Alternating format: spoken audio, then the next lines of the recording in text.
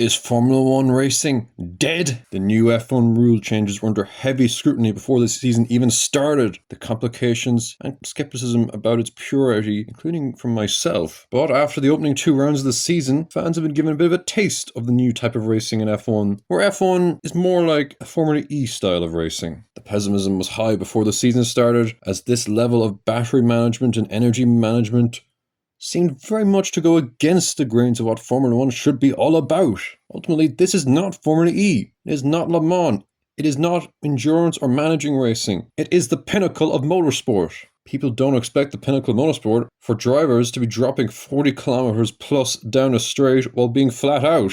And these new regulations are far from perfect, but let's just focus on the ability to go wheel to wheel. And this has been above expectations and been pretty good. It has seen drivers being able to overtake a lot more than last year, and sometimes because of the battery deployment, drivers can fight back a bit more as well. Now, I admit, last year the bar was pretty low.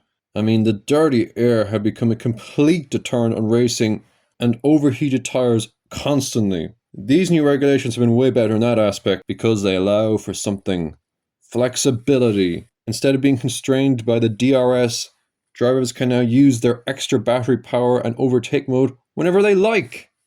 Now this will mean we'll have much better racing on tracks like Qatar or Monaco, where we saw barely any overtaking last year. Of course, that's even if we have a race in Qatar. Now there is a lot of work to do.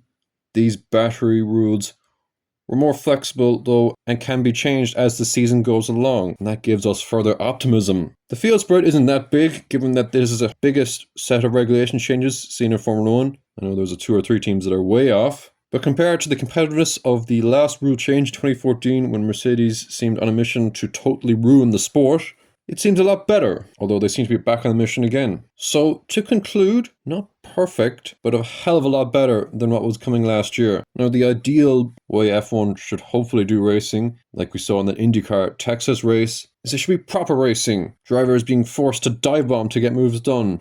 Now, that might be proper racing, but it might not be as exciting, not as much overtaking. And so, these rule changes are not about meritocracy or purity. It is sure a lot more entertaining than I think what came last year, and ultimately that is what Formula One is all about: entertainment.